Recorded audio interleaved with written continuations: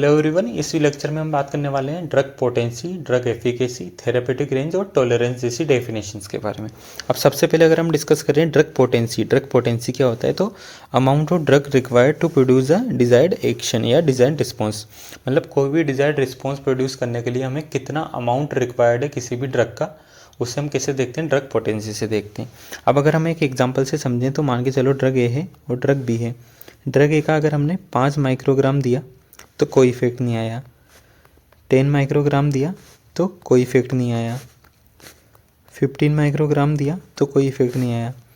लेकिन जब हमने 20 माइक्रोग्राम दिया तो इसका इफेक्ट आ गया, इफेक्ट प्रोड्यूस हो गया।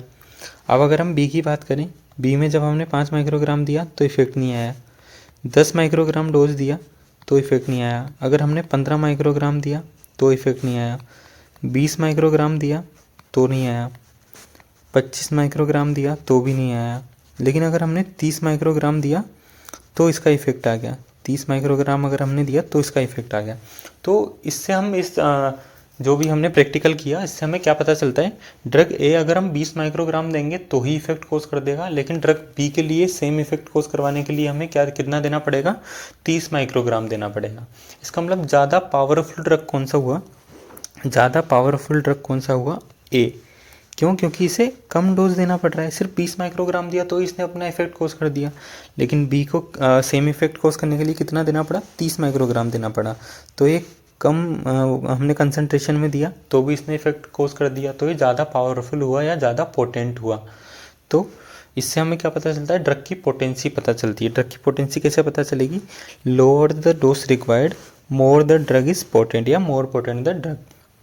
मतलब ए और बी के एग्जांपल में हमने क्या देखा, ए को हमने कम डोज दिया तो भी उसने सेम इफेक्ट कोज कर दिया, तो वो ज़्यादा पोटेंट होगा, ज़्यादा पावरफुल होगा। अगर हम इसका ग्राफ प्लॉट करें तो ये देखो, ये डोज कम है, ये डोज ज़्यादा है, ए का डोज कम है, बी का डोज ज़्यादा है। ए ने कम डोज पे अपना रिस्पॉन्स दे दिया जबकि बी ने ज़्यादा डोज पे जाके दिया। अगर हम इसे 20 माने और इसे 30 माने तो ये हो गया, ठीक है। ये इसके रिस्पॉन्स का कर्व है लॉग डोज के साथ, ठीक है, जो सिग्मोइड मिलता है हमें। इसके बाद अगर हम ड्रग एफिकेसी की बात करें, एफिकेसी क्या होता है, एफिकेसी मतलब maximum effect of a drug. कोई भी ड्रग कितना मैक्सिमम इफेक्ट कोज कर सकता है, ये होता है उसकी एफिकेसी।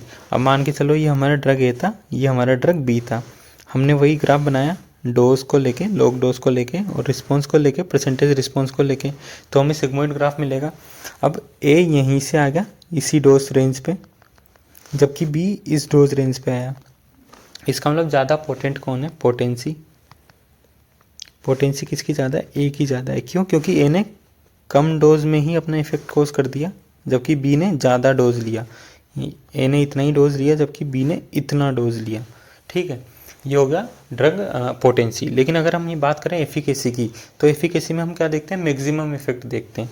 ए का मैक्सिमम इफेक्ट क्या होगा, ये होगा, ए का मैक्सिमम इफेक्ट क्या होगा, ए का मैक्सिमम इफेक्ट होगा ये। जबकि बी का मैक्सिमम इफेक्ट क्या होगा, बी का मैक्सिमम इफेक्ट होगा ये। क्यों? क्योंकि परसेंटेज रिस्पॉन्स ये बी का इफेक्ट था और ये ए का इफेक्ट था, तो हम देखें ए का इफेक्ट ज़्यादा है, बी का इफेक्ट कम है। तो एफिकेसी की बात करें, तो एफिकेसी भी ए की किससे ज़्यादा होगी, बी की, ए की किससे ज़्यादा होगी, बी की। लेकिन अगर ये ग्राफ ऐसा होता,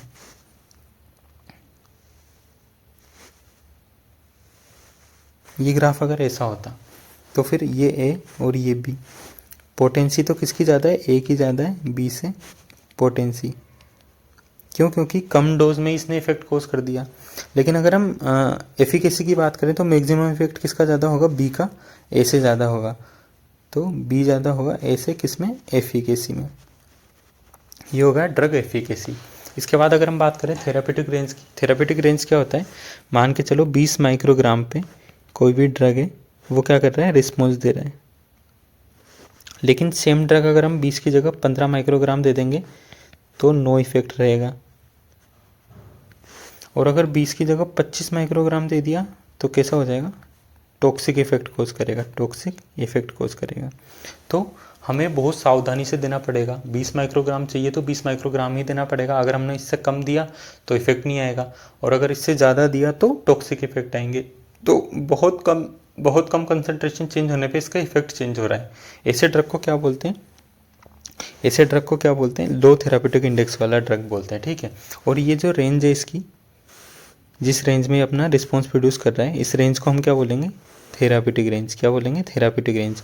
range of concentration between response and minimal toxicity, मतलब यहाँ से रिस्पॉन्स स्टार्ट हुआ और यहाँ पे जाके टॉक्सिक हो गया, यहाँ से रिस्पॉन्स स्टार्ट हुआ और यहाँ पे टॉक्सिक हो गया, तो इसे क्या बोलेंगे, थेरापेटिक रेंज। क्या बोलेंगे, थेरापेटिक रेंज। ये होती है कंसंट्रेशन की एक थेरापेटिक रेंज, ठीक है।